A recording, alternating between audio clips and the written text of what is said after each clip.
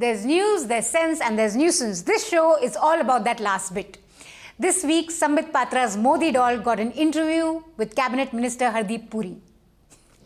Come on, I'm not the only one who sees a similarity there. Prabhu Chawla met Hardeep Puri and he just couldn't stop giggling. हमारे यहाँ के prediction में कोई problem नहीं थी। आपका ये फिफ्थ भाषण है, हमारे यहाँ के प्रेडिक्शन की कोई प्रॉब्लम नहीं थी। समिट के बीच में आया, ने वो पढ़े लिखे हैं, वो आपके पढ़े लिखे तो थे वो। Can go and have ice cream there in the evening. Yeah. तो मैंने कहा कि भैया, I think my use of language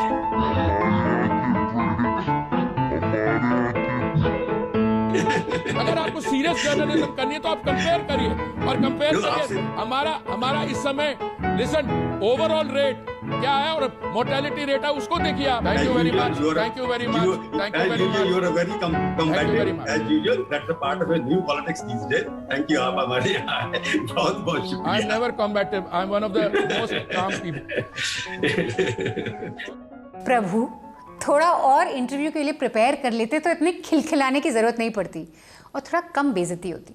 No, why don't we have a We'll have. Why don't you again? You're starting your seventh one. Let me tell you, we have vaccine. Let me complete.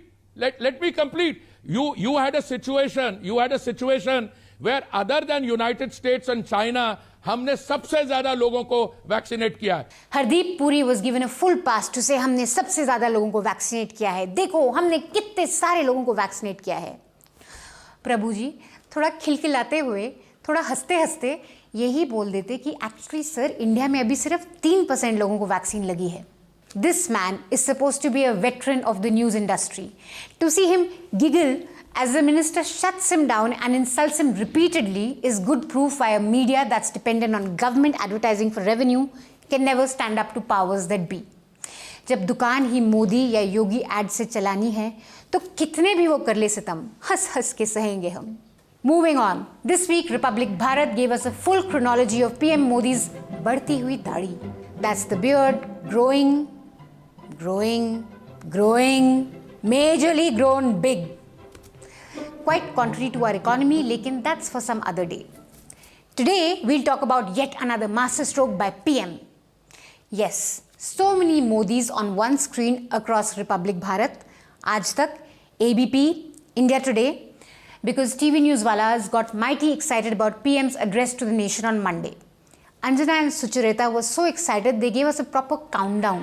महज आधे घंटे बाद प्रधानमंत्री नरेंद्र मोदी देश को संबोधित करने वाले हैं। महज 14 मिनट बचे हैं जिसके बाद प्रधानमंत्री नरेंद्र मोदी का संबोधन होने वाला है। ठीक 9 मिनट बाद देश के प्रधानमंत्री नरेंद्र मोदी हमसे आपसे संवाद करने वाले हैं। तो सर 7 मिनट बचे, प्रधानमंत्री नरेंद्र मोदी 7 मिनट 20 सेकंड बाद संबोधन करने वाले हैं। ठीक 3 मिनट बाद प्रधानमंत्री नरेंद्र मोदी का ये अहम संबोधन होने वाला है।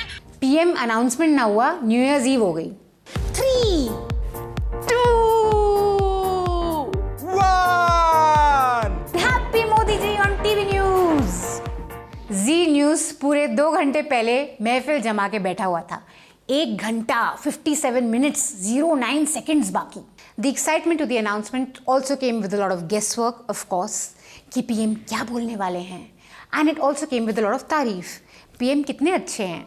बड़े बड़े फैसले देश से संबंधित प्रधानमंत्री ने ऐसे संबोधनों में लिया है और इसीलिए देश की जनता आज तक के सामने चिपक कर बैठ जाती है। समय समय पर हमने देखा है अमरदीप के प्रधानमंत्री जब कोरोना काल में आए तो कभी अभिभावक की तरह, कभी परिवार के एक सदस्य की तरह उन्होंने देश की जनता को संबोधित किया है।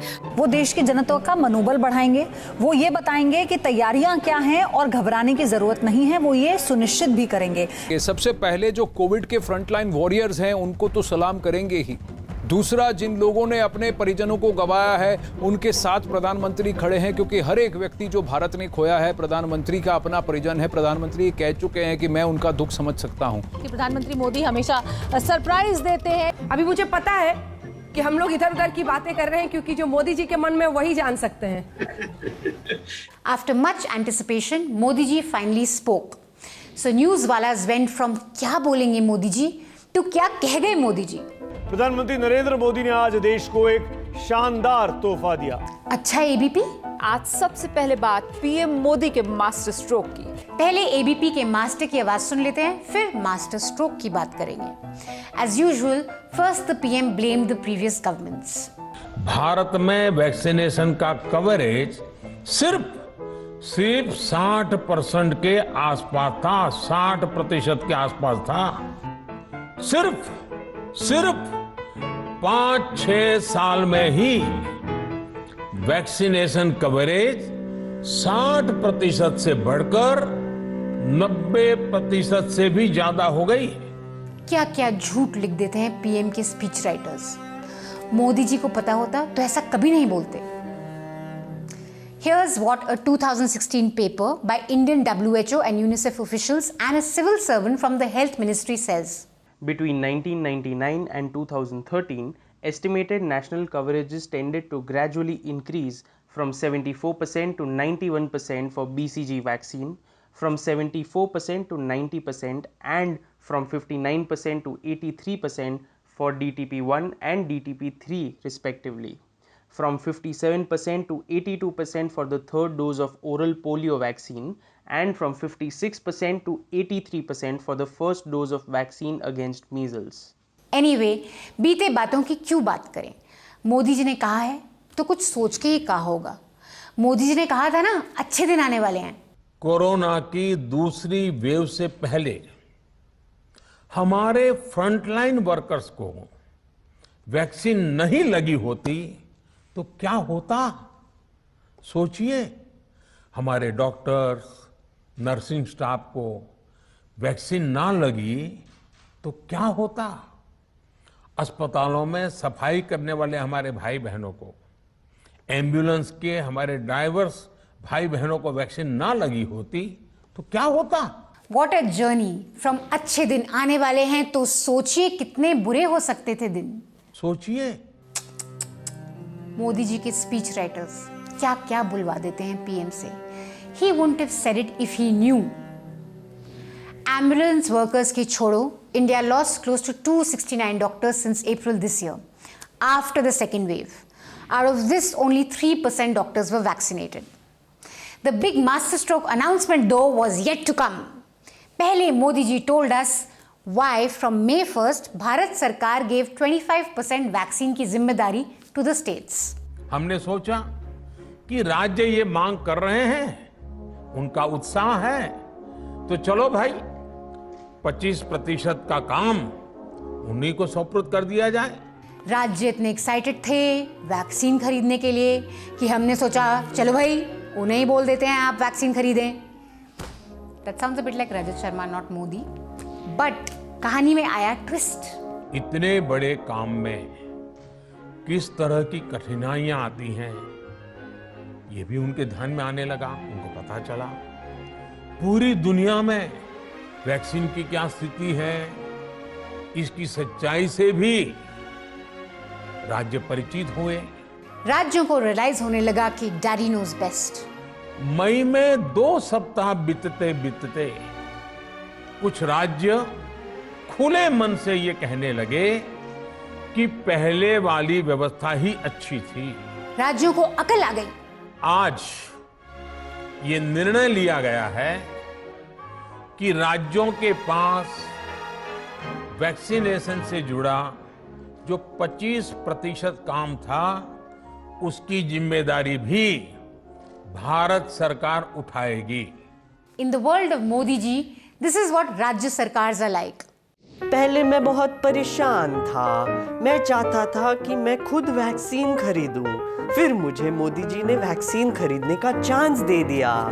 लेकिन मैं कितनी स्टूपिड निकली, मैं ये काम कर ही नहीं पाई। फिर मोदी जी ने मुझे फिर से सेव कर दिया। अब मोदी जी मेरे लिए वैक्सीन खरीदेंगे। Modi ji saved us. You see, this address is not for the nation. Modi ji nicely shifts the blame on the states कि ये कितने confused हैं। पहले बोला कि हम खुद खरीदेंगे, अब बोल रहे हैं कि तुम खरीदो। Silly state governments. This address was actually a not so subtle cue thrown at news anchors on who to blame on their primetime discussions. बड़े रोड़े हैं टीके की राह में। No prizes for guessing who these rodas are. राज्यों को पहले ही समझ आ जाता कि उनके बस की नहीं है। इनके बस की नहीं है, बस में तो बस मोदी जी का है सब कुछ। 2 हफ्ते में ही राज्यों ने हाथ खड़े कर दिए, कहा कि हमारे लिए प्रोक्योरमेंट असंभव है, विदेशों से लेना तो और भी मुश्किल है। इसलिए आज मोदी ने ऐलान किया कि अब केंद्र सरकार ही वैक्सीनेशन करवाएगी। Not just repeating his master's word, Rajat Sharma also came up with this conspiracy theory. असल में पहले राज्यों को लग रहा था कि जिस तेजी के साथ वैक्सीनेशन हो रहा है उसका पूरा क्रेडिट नरेंद्र मोदी को मिल जाएगा।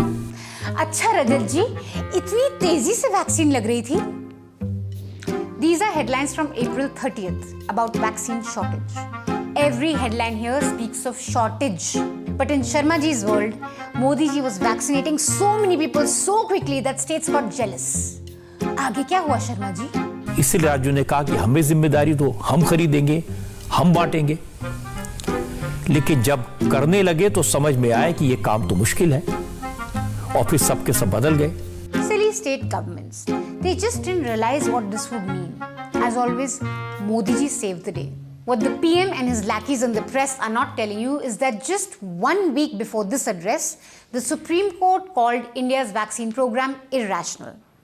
Supreme Court asked the Modi government to respond to questions. So this U-turn came after the Supreme Court criticism.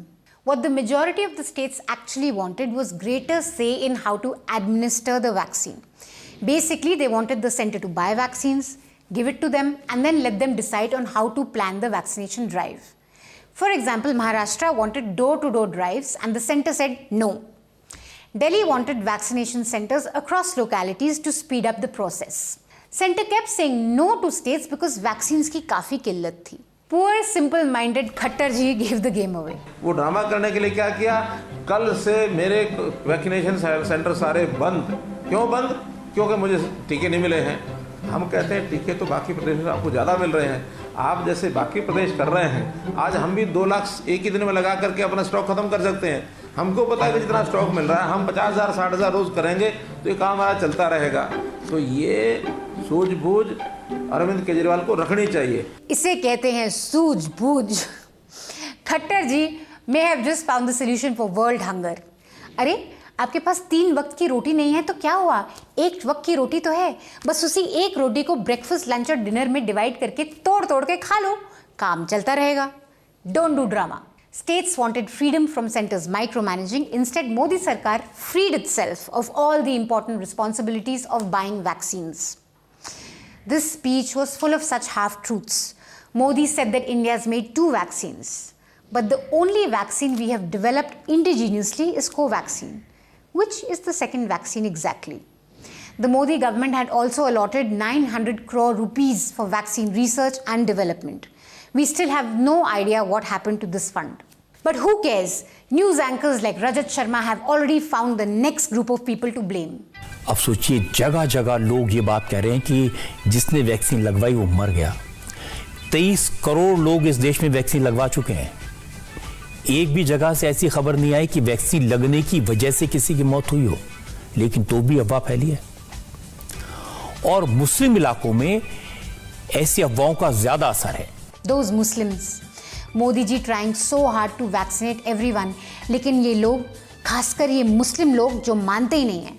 वैसे रजत जी, मुस्लिम इलाकों की छोड़ो, एक बहुत अमीर हिंदू भी है जो वैक्सीन के खिलाफ बोले जा रहा है, भ्रम फैला रहा है। He's on your channel often. 1000 doctor double vaccine लगाने के बाद भी मर गए, अपने आप को ही नहीं बचा पाई, वो कैसी डॉक्टरी। ये न्यूज 18 इंडिया पर मैं खुलेआम घोषणा कर रहा हूं, पहली बार मैं वैक्सीन का प्रयोग नहीं करूंगा क्योंकि मुझे इसकी आवश्यकता कतई नहीं है। This man has also taken a U-turn, but of course, when he was making a complete mockery of medical science and vaccines, हमारे TV news वाले were calling him on their shows and studios and going, "Baba ji, you're so great."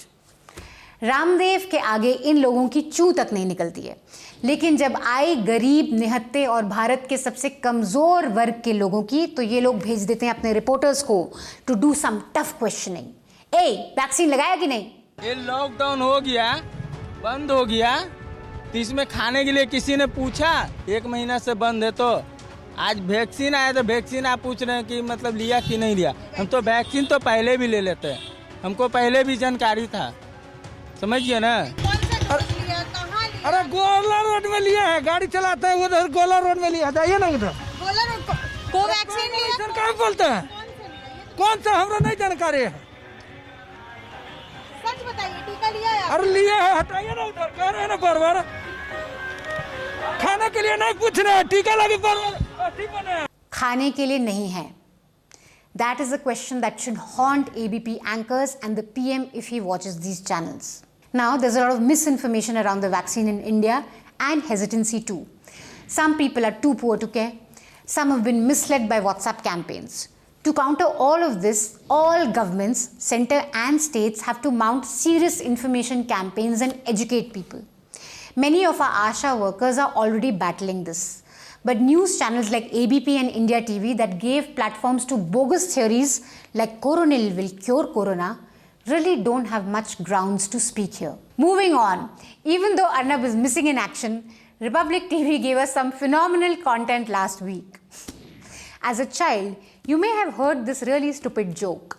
If the people of Poland are called Poles, what are the people of Holland called?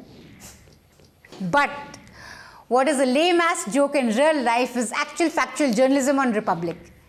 The mystery woman all the channels were speaking about in the Choksi case last week apparently has a name. Passport copies of Barbara Jaravica. She's a barbarian. She's a Hungarian national. I beg your pardon. She's a barbarian. She's a Hungarian national. I beg your pardon. God, I can't stop watching this. Rhythm, I have news for you. Just because you're working in Republic doesn't mean you're a Republican.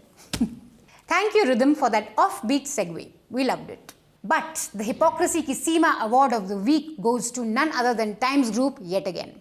Remember this woman who was demonized in the most vicious way by Times Now's primetime towering news personalities. Sex, money, Bollywood, drugs, drinks, parties, rape parties, and now a murder, possibly a murder angle in this entire story. Rhea Chakravarti not only used drugs, but she also dealt in drugs. Use 4 drops in coffee, tea or water and let him sip it. Let him sip it. Give it 30 to 40 minutes for it to kick in. This is the smoking gun. June 8th, Rhea and Sushant had a fight, and before leaving his residence, 8 hard drives. Rhea Chakravarti and this cartel destroyed. Rhea Chakrabarti played a very crucial role.